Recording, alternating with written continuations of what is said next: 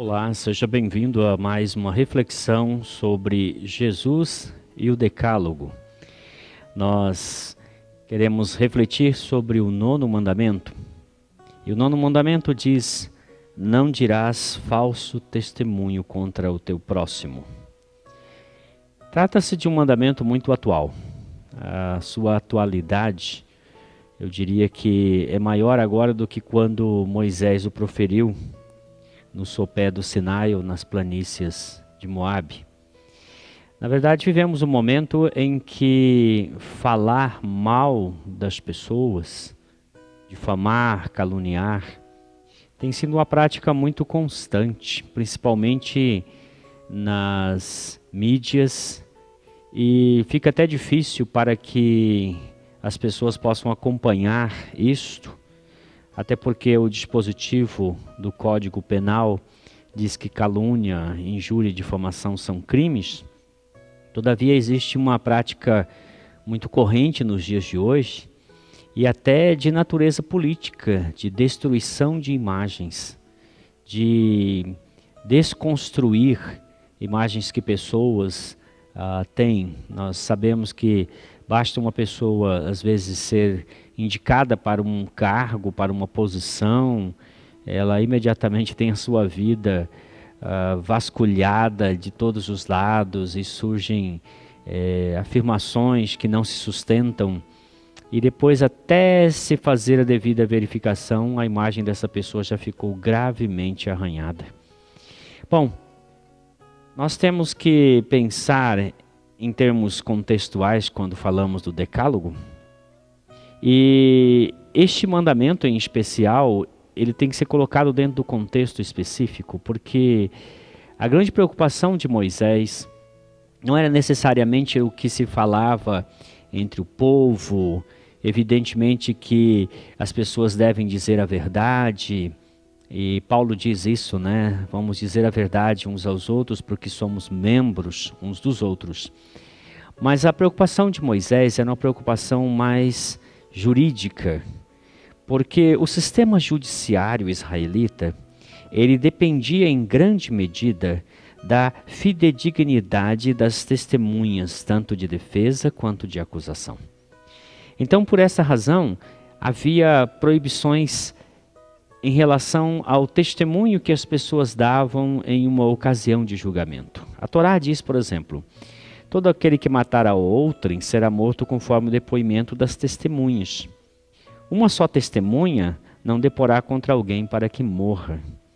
Por depoimento de 2 ou 3 testemunhas será morto o que houver de morrer, e por depoimento de uma só testemunha não morrerá. A mão das testemunhas será a primeira contra ele para matá-lo, depois a mão de todo o povo, e assim eliminarás o mal do meio de ti. São prescrições a respeito do julgamento de pessoas que incorressem em algum tipo de pecado cuja penalidade era a morte. O falso testemunho era visto então como uma coisa grave, uma vez que o destino de uma pessoa que fosse apresentada aos juízes estava na mão das testemunhas. Por isso então, Êxodo 23, versículo 7 diz assim: da falsa acusação te afastarás, não matarás o inocente e o justo, porque não justificarei o ímpio. Quando alguém era levado para o julgamento, os juízes deveriam ouvir as testemunhas. E se alguém, por acaso, desse um testemunho falso, a palavra que Deus dá a Moisés em Deuteronômio 19, de 15 a 21, é que o Senhor será contra a falsa testemunha. E diz assim: os juízes indagarão bem, se a testemunha for falsa e tiver testemunhado falsamente contra seu irmão, far-lhe-eis como cuidou fazer a seu irmão. E assim exterminarás o mal do meio de ti, para que os que ficarem o ouçam e temam, e nunca mais tornem a fazer semelhante mal no meio de ti. Não olharás com piedade, vida por vida, olho por olho, dente por dente, mão por mão, pé por pé. Um caso clássico que mostra a gravidade do falso testemunho é o caso envolvendo o rei Acabe e Nabote. Alguns comentaristas acham que possivelmente havia uma relação de parentesco aí entre eles, e o rei Acabe demonstrou interesse em adquirir uma vinha que pertencia a Nabote e estava próximo a uma propriedade dele.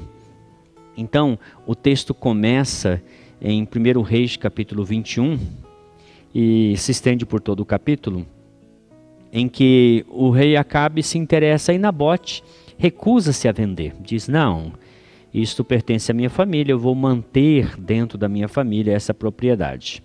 Bom, o rei, tendo ouvido esta negativa de Nabote, ele foi para a casa dele, ficou chateado, não comeu, não dormiu. E a rainha Jezabel, que era a esposa do Acabe, percebeu que seu marido não estava bem. E indagou dele, o que você tem? E ele disse, olha, eu tentei comprar a vinha de Nabote e ele não me vendeu. Então Jezabel não se conformou com a recusa de Nabote.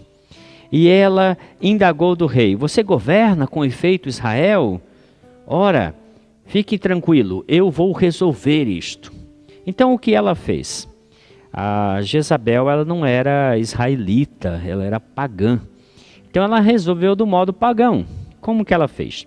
Ela mandou uma carta para os cidadãos de Israel, orientando eles a como proceder para levantar falsas testemunhas contra Nabote, acusando de um pecado grave e mortal.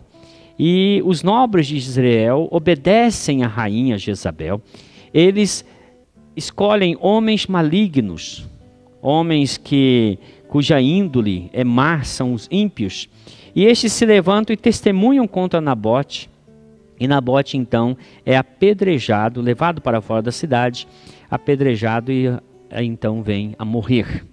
Bom, logo após isso mandaram um recado para Jezabel, olha, Nabote está morto e fizemos o que você mandou, levantamos falsas testemunhas, e ele teve o seu fim trágico.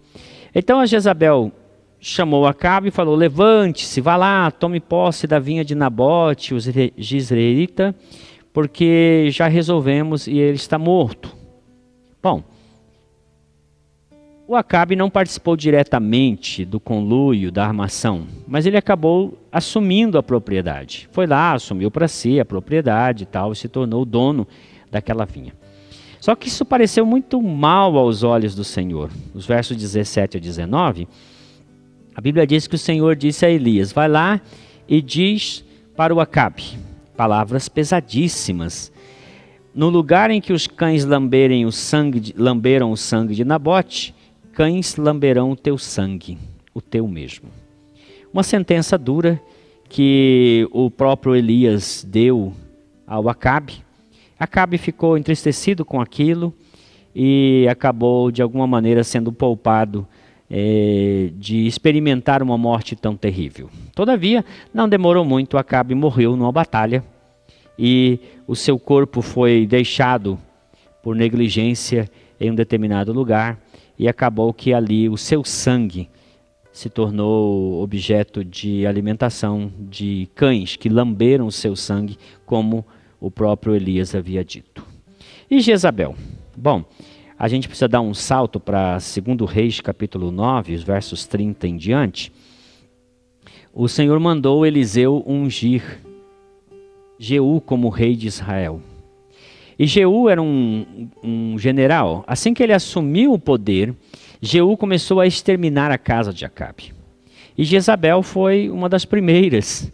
Quando ele chegou em Israel, Jezabel estava lá e ela subiu a um lugar alto e Jeú ordenou que os soldados subissem até o lugar alto e jogassem ela pela janela. E ela caiu da janela e veio a morrer. E quando eles depois foram enterrá-la, não tinha mais o que enterrar, somente os seus ossos, porque os cães comeram sua carne. Foi assim que aconteceu a morte de Jezabel.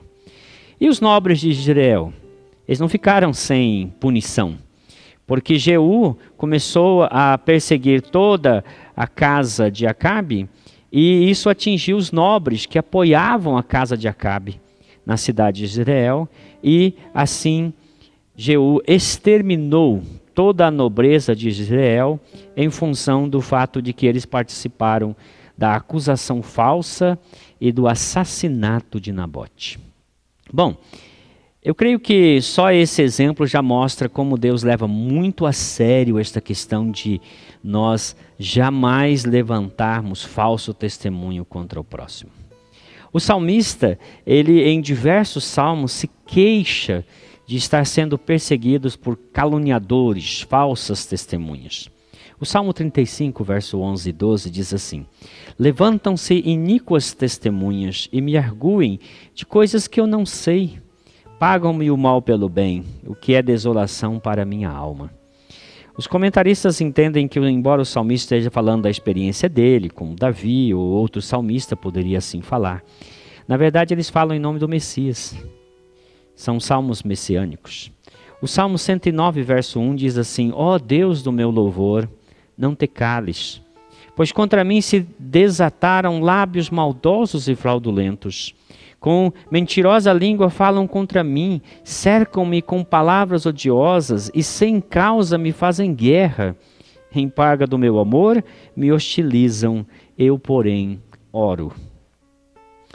Quando o Senhor Jesus foi levado a julgamento, Mateus e também o próprio Marcos diz claramente que ele foi acusado por falsas testemunhas.